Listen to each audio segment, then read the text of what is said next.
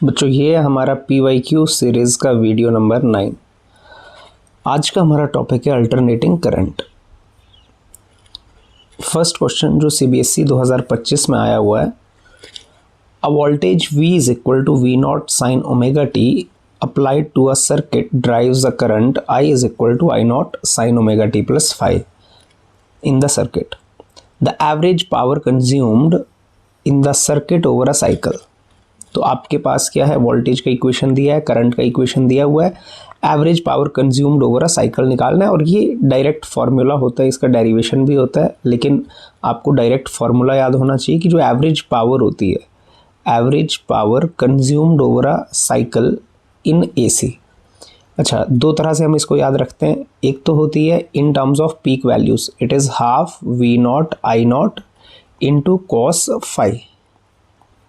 ये तो हो गई in terms of peak values, और हमारे पास जो ऑप्शंस हैं वो पीक वैल्यूज़ के टर्म्स में ही है। यहाँ पर क्लियरली हमें नज़र आ रहा है कि हमारे पास ऑप्शन डी दिया हुआ है।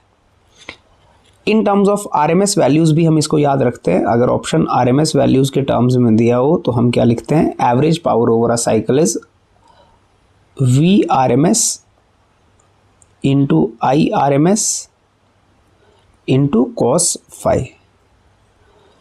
ठीक है, RMS वैल्यूज़ के टर्म्स में हमारा फॉर्मूला ये होता है और एवरेज वैल्यूज़ के टर्म्स में फॉर्मूला ये होता है, जिसका एक छोटा सा डेरिवेशन भी होता है।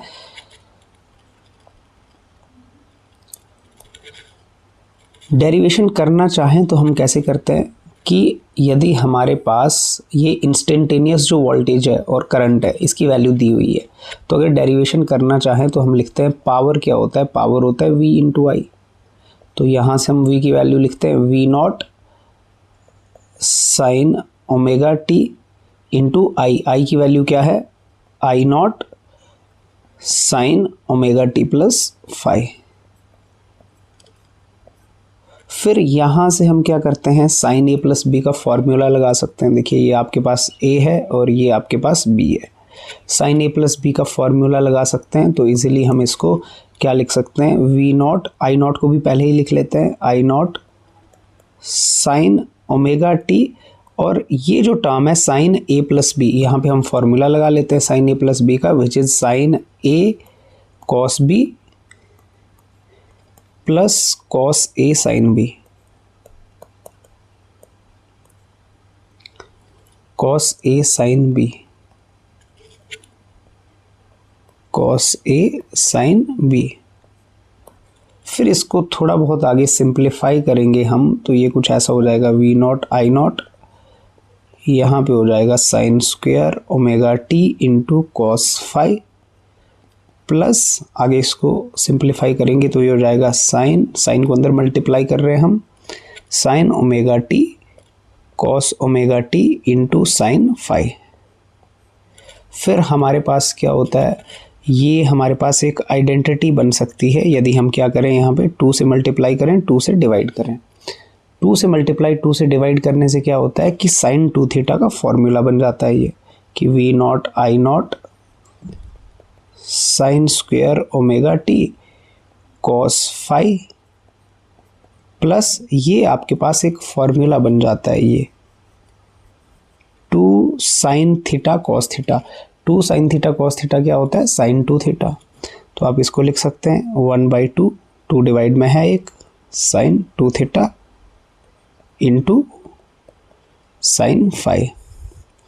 ये इंस्टेंटेनियस वैल्यू है, ये पावर की इंस्टेंटेनियस वैल्यू है, क्योंकि आपको वोल्टेज और करंट के इंस्टेंटेनियस वैल्यूज दिए हुए हैं। यदि आपको एवरेज वैल्यू निकालनी है तो आप क्या करते हैं, एवरेज निकाल लेते हैं एक साइकिल पे। अब आपको एवरेज वैल्यू निकालनी है किस पे, over a cycle, over cycle. तो V0 I0 तो कांस्टेंट है, इसकी एवरेज वैल्यू तो कुछ होगी नहीं, सेम ही रहेगी ना, V0 I0 कांस्टेंट है। कॉस फाई कांस्टेंट है, उसकी भी एज इट इज़ रहेगी। साइन स्क्वायर थीटा की एवरेज वैल्यू होती है हाफ, कॉस फाई तो as it is, plus half as it is. Sine theta की average value 0, sine phi as it is, तो आपके पास इजीली ये क्या हो जाएगा, half V not I not into cos phi. इस तरह से भी हम इसको कर सकते हैं। बस बेसिक अगर हमें कुछ चीज़ें पता होती हैं, साइन ए प्लस बी का फॉर्मूला लगाना है, 2 साइन थीटा कॉस थीटा का फॉर्मूला, और एवरेज वैल्यूज़ हमें पता होनी चाहिए कि जो फंक्शंस होते हैं हमारे, देखो कुछ एवरेज वैल्यूज़ हम याद रखते हैं ओवर अ साइकिल। कौन से, जैसे हमारे पास साइन का कुछ भी फंक्शन हो, साइन ओमेगा टी हो या साइन 2 ओमेगा टी हो या कॉस ओमेगा टी, इनकी ज़ीरो, इनकी एवरेज वैल्यू, बार लगाने का मतलब एवरेज वैल्यू, चाहे कॉस का फंक्शन हो, एक साइकिल पे साइन के फंक्शन, कॉस के फंक्शन जो लीनियर फंक्शन है उनकी एवरेज क्या होती है एक साइकिल पे, 0। और इनके अगर स्क्वायर फंक्शन हो, जैसे sign square omega T, cos square omega T, इनके लिए एवरेज वैल्यू होती है एक साइकिल पे हाफ। ठीक, हालांकि यहाँ पर हमें ये सब करने की ज़रूरत नहीं है, आपको डायरेक्ट ये फॉर्मूले याद होने चाहिए क्योंकि ये कई जगह काम आते हैं। डेरिवेशन अगर हमसे पूछा जाए पेपर में तो ही हमें ज़रूरत है करने की। चलिए नेक्स्ट क्वेश्चन है हमारे पास, क्वेश्चन नंबर 2, जो कि आया हुआ है CBSE 2025 में। The alternating current I in an inductor is observed to vary with time t as shown in a graph for a cycle. 0 से t तक दिया हुआ है। Which one of the following graph is the correct representation of waveform of voltage V with time? तो हमें current versus time का graph दिया है, वोल्टेज वर्सेस टाइम का ग्राफ बनाना है, किसके लिए, इंडक्टर के लिए। इंडक्टर के लिए आपके पास सिंपली आपको पता होगा कि जो वोल्टेज होती है, वोल्टेज या ईएमएफ है ना, इंडक्टर के लिए ईएमएफ का magnitude is directly proportional to D I by D t, rate of change of current, जिसको हम आगे ऐसे भी लिखते थे कि अगर हमें ये वोल्टेज लिखनी है तो L D I by D T. Magnitude wise हम ऐसे लिखते हैं, और अगर हमें सिर्फ वैल्यू लिखनी है, हमें वैल्यू पूरा कंप्लीट लिखना है डायरेक्शन के लिए भी, तो हम माइनस लगाते हैं, minus D I by D T direction के लिए। ठीक है, तो हमें पता है ईएमएफ, ईएमएफ माने वोल्टेज ही है ये, तो सिंपली हम लिख सकते हैं माने जो वोल्टेज है हमारा, it is directly proportional to D I by D T. ठीक, तो D I by D T क्या है, D I by D T होता है आपके पास slope, D I by D T क्या हो गया आपके पास, slope of current time graph. तो आप सिंपली स्लोप निकालोगे, देखो स्लोप अगर आप निकालोगे आपको क्लियरली यहाँ से पता चल रहा है, 0 से अगर t/2 तक जाते हैं तो स्लोप क्या होता है, tan थीटा, एक्यूट एंगल है, पॉजिटिव स्लोप है और कांस्टेंट स्लोप है। तो 0 to t/2 आपके पास क्या है, पॉजिटिव स्लोप है और कांस्टेंट है, पॉजिटिव स्लोप एंड कांस्टेंट। फिर आप t/2 से t जाते हो, t/2 टू t, तो आपका जो स्लोप है अगेन वो कांस्टेंट है, ये स्लोप अगेन आपके पास कांस्टेंट है, चलो इसको θ1 बोल लो, θ2। स्लोप कांस्टेंट है लेकिन नेगेटिव है, तो आपके पास नेगेटिव स्लोप है और अगेन वो कांस्टेंट है। तो ग्राफ आपका क्या बन जाएगा, पहले कांस्टेंट स्लोप आपका चलेगा वीटी ग्राफ के लिए, कांस्टेंट स्लोप चलेगा और पॉजिटिव, और फिर कांस्टेंट स्लोप नेगेटिव। ठीक है, एज्यूमिंग दैट कि मैग्नीट्यूड को ही कंसीडर किया जा रहा है, क्योंकि साइन के साथ वाला ऑप्शन तो हमारे पास है भी नहीं। साइन के साथ अगर ऑप्शन होता तो फिर तो कुछ ऐसे बनना था ग्राफ, कि लगभग इस तरह से फिर ग्राफ बनता, क्योंकि पॉजिटिव वाला फिर आगे नेगेटिव लग जाता, नेगेटिव हो जाता, और नेगेटिव वाला पॉजिटिव। पर क्योंकि ऐसा कोई आंसर हमारे पास है नहीं, तो मैग्नीट्यूड वाली वैल्यूज़ का ही ग्राफ हमसे पूछा गया है, जो कि ऑप्शन सी हो सकता है। ठीक है, सिंपली आपको देखना है कि वोल्टेज क्या होती है, voltage is directly proportional to rate of change of current. Rate of change of current माने slope of IT graph. Slope of IT graph देखना है पहले वाले पार्ट में 0 से t/2 और t/2 से t तक के पार्ट में। फिर नेक्स्ट आपके पास है CBSE 2025 में ही आया हुआ सवाल। क्या है question, an ammeter connected in series in an AC circuit reads 10 ampere, the maximum value of current at any instant. अच्छा, पीक वैल्यू आपको पता है, जो वैल्यू गिवन होती है वो वैल्यू है हमारे पास RMS वैल्यू। तो अगर आपके पास RMS value of current given है विच इज़ 10 एम्पियर, आपको पीक वैल्यू निकालनी है कि पीक वैल्यू कितनी है। तो ये स्टैंडर्ड रिलेशन आपके पास क्या होता है, आपको पता है जो पीक वैल्यू होती है it is √2 times RMS value, या हम ऐसे भी बोलते हैं कि जो RMS वैल्यू है, इसी रिलेशन को हम ऐसे भी याद रखते हैं कि ये जो RMS वैल्यू है it is peak value divided by √2। ठीक, तो हमारे पास डायरेक्टली यहाँ से आंसर हो जाएगा, RMS वैल्यू 10 है तो पीक वैल्यू कितनी होगी 10√2। ठीक है, तो ये कितनी आ जाएगी √2 × 10 आ जाएगी, और जो कि हमारा ऑप्शन क्या हो जाएगा, option number A, peak value, maximum value माने पीक वैल्यू हमें निकालनी है विच इज़ 10√2। नेक्स्ट हमारे पास क्या है, CBSE 2023 में आया हुआ क्वेश्चन है, a voltage signal is described by V is equal to V0 for 0 to T/2 and 0 for T/2 to T। अच्छा, ये कुछ इस तरह का सिग्नल है कि आपके पास मान लो अगर ग्राफ हम बनाएं, ठीक है, ये वोल्टेज है और ये टाइम है, मान लो ये 0 है, दिस इज T/2 और यहाँ पर एक साइकिल कंप्लीट हो गया टाइम। अब 0 से T/2 तक तो कांस्टेंट वैल्यू रह रही है V0, फिर उसके बाद वैल्यू हो जा रही है 0, तो ये V0 वैल्यू रह रही है 0 से T/2 तक और उसके बाद वैल्यू 0 हो जा रही है। इसकी हमें निकालनी है RMS value, root mean square value. देखो आपके पास कांस्टेंट वैल्यू है 0 से T/2 तक, एक कांस्टेंट वैल्यू है, T/2 से T तक भी कांस्टेंट वैल्यू है। जैसे मान लो ये वैल्यू 5 है शुरू में और बाद में वैल्यू 0 है, तो आप एवरेज लेनी है आपने।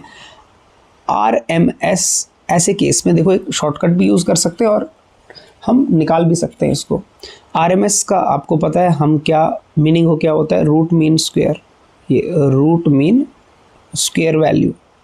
तो रूट मीन स्क्वायर निकालने के लिए ऐसे केस में हम कैसे डायरेक्टली कर सकते हैं, पहले स्क्वायर कर लें वैल्यूज़ का, वैल्यू का पहले कर लिया स्क्वायर, शुरुआत की वैल्यू कितनी है V0, फर्स्ट हाफ की वैल्यू V0 स्क्वायर कर लिया, सेकेंड हाफ की वैल्यू कितनी है 0 स्क्वायर कर लिया, फिर उसके बाद कर लेना है मीन। मीन का मतलब है एवरेज कर लेना, एवरेज क्या है प्लस कर देंगे डिवाइडेड बाई 2, फिर उसके बाद कर देना है हमने रूट, फिर क्या कर देंगे रूट कर देंगे। क्योंकि वैल्यूज़ कांस्टेंट दी हैं तो डायरेक्टली हम इनको ऐसे देख सकते हैं, तो हमारे पास ये क्या आ जाएगा V0 स्क्वायर डिवाइडेड बाई 2 का रूट, जो कि आपके पास आ जाएगा V0 डिवाइडेड बाई √2।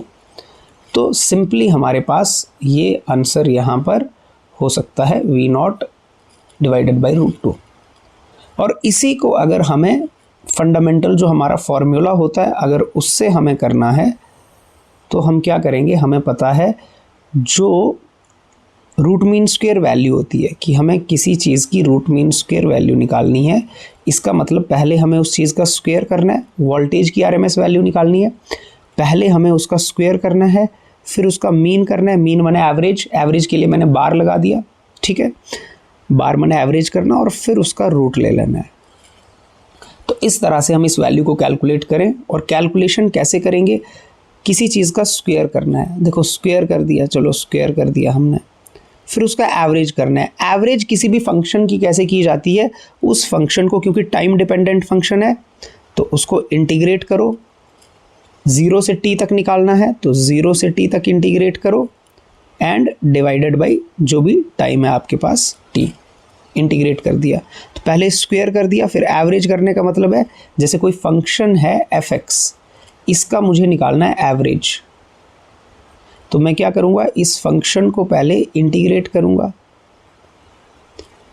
ठीक है। मान लो फंक्शन का एवरेज निकालना है 0 से x तक, तो 0 से x तक इसको क्या करूँगा, पहले इंटीग्रेट करूँगा और x से डिवाइड कर दूँगा, ठीक। तो ये स्टैंडर्ड तरीका है हमारा एवरेज निकालने का। अब हमने इसकी पहले स्क्वायर कर लिया, स्क्वायर करने के बाद देखो पहले स्क्वायर कर लिया, फिर हमने स्क्वायर करने के बाद उसका एवरेज निकाल लिया, मीन निकालेंगे, फिर रूट करेंगे, क्लियर। तो अब क्या कर देंगे, स्क्वायर कर लिया, एवरेज कर लिया, फिर क्या कर देंगे, रूट कर देंगे। तो ऐसे करके हम इसका रूट कर देंगे और इस वैल्यू को इजीली हम कैलकुलेट करेंगे। जब हम इसको ब्रेक कर लेंगे तो ये वैल्यू अपनी हो जाएगी वी स्क्वायर। देखो वोल्टेज ब्रेक हो रही है 0 से t/2 तक कितनी है, v0, और t/2 से t तक है 0। तो इसको ब्रेक कर दिया 0 से t/2 तक, तो ये है v0 dt, प्लस t/2 से t तक तो ये हो जाएगी 0, और 0 का स्क्वायर तो 0 ही, कोई उसका मतलब नहीं है, डिवाइडेड बाई t, और इस सारे का रूट को लगा दिया हाफ पावर। अच्छा, इस सारे को अगर आप सिंप्लीफाई करोगे तो सेम ही आंसर आपके पास आना चाहिए। देखो ये तो 0 हो जाएगा, ये तो 0 हो जाएगा, और यदि आप इसको सिंप्लीफाई करोगे, v0 कांस्टेंट है, v0 स्क्वायर बाहर आ गया, dt की इंटीग्रेशन t हो जाएगी, dt की इंटीग्रेशन t 0 से t/2 प्लस 0, ये तो 0 हो गया, डिवाइडेड बाई t, और सारे की पावर है हाफ। और इसको फर्दर आप सिंप्लीफाई करते हो तो आपके पास क्या आता है, v0 का square into t/2 divided by t, और कंप्लीट पावर आ गई आपकी हाफ। तो t से t तो आपका कैंसिल हो गया, तो v0 स्क्वायर डिवाइडेड बाई 2, और पूरे की पावर आ गई हाफ, जो कि आपका सेम आंसर आ गया v0 डिवाइडेड बाई √2। ठीक, आई होप आपको समझ आया होगा क्या करना है इसमें। फिर नेक्स्ट हमारे पास क्वेश्चन है, सैम्पल क्वेश्चन पेपर 2025-26 में आया हुआ है, इसी साल की सैम्पल क्वेश्चन पेपर में आया हुआ है। The EMF generated by an AC generator is given by V is equal to V0 cos sin omega t, where omega is the angular frequency of armature of the generator. What will be the EMF if angular frequency is doubled? तो अगर हम omega को double कर दें, angular frequency double कर दें, तो हमारे पास वोल्टेज क्या हो जाएगी, EMF क्या हो जाएगा। ठीक है, आपने अगर AC जनरेटर पढ़ा है, उसकी जब मैथमेटिक्स की है, डेरिवेशन की है, तो आप देखते हो कि जो EMF होता है, EMF जनरेटेड, वो क्या आ जाता है हमारे पास, E0 sin ओमेगा t। उसी को लिखा जा रहा है basically, V is equal to V0 sin omega t, एक ही बात है, EMF वोल्टेज। ठीक है, ये एक चीज़ है। अब यहाँ पर E0 क्या होता है, देखो यहाँ पर E0 अगर आपको याद हो, यहाँ पर जो E0 है, ये E0 का क्या मीनिंग होता है, E0 का मीनिंग होता है peak voltage which is NBA into omega. What is an, number of turns, B magnetic field, A area, and omega angular frequency. तो यदि मैं ओमेगा को डबल कर देता हूँ, अगर मैं ओमेगा को क्या कर देता हूँ, डबल कर देता हूँ, तो मेरे पास E0 कितना हो जाएगा, NBA इंटू 2 ओमेगा। ठीक है, तो वैल्यू चेंज हो जाएगी। तो हम इसको फिर, या हम ऐसे बोल सकते हैं कि ये जो वैल्यू है कंप्लीटली, ये जो वैल्यू है अपने पास E is equal to E0 का मतलब होता है NBA omega sine omega t थी। अब मैं क्या कर रहा हूँ, ओमेगा को डबल कर दे रहा हूँ। तो अगर मैं ओमेगा को डबल कर देता हूँ, ठीक है, अभी मैं ओमेगा को रिप्लेस कर देता हूँ 2 ओमेगा से, तो E कितना हो जाएगा, जो नया वोल्टेज है वो कितना हो जाएगा, NBA omega double sine 2 omega t। तो ये 2 आगे आ गया, 2 NBA omega into sine 2 omega t। तो हमारे पास ये 2 टाइम्स हो जाएगा। ये तो V0 है, इनिशियल है, 2 E0 बोलो, V0 बोलो। ठीक है, तो आप डायरेक्टली आपको समझ आ जाएगा कि पीक वैल्यू जो आगे है वो भी 2 टाइम्स हो जाएगी, और अंदर तो 2 टाइम्स ओमेगा हो जाएगा। तो ये नहीं है, ये नहीं है, ये आपका C ऑप्शन हो जाएगा। ठीक है, क्योंकि V0 जो है, V0 NBA इंटू ओमेगा है। जब आप फ्रीक्वेंसी डबल कर दोगे तो ये V0 भी डबल हो जाएगा, ये V0 भी क्या हो जाएगा, डबल हो जाएगा। तो यहाँ भी 2 लग जाएगा, और अंदर भी आप ओमेगा को 2 ओमेगा से रिप्लेस कर दोगे। ठीक, तो आप इसको ऐसे लिख लोगे, 2V0 sign 2 omega t। Clear? तो आई होप आपको समझ आया होगा। ये थे हमारे क्वेश्चन, basic question related to AC। और भी अल्टरनेटिव करंट के क्वेश्चन होंगे इस चैप्टर के, डिफरेंट टॉपिक्स के, उनको हम आगे आने वाले वीडियोज़ में डिस्कस करेंगे।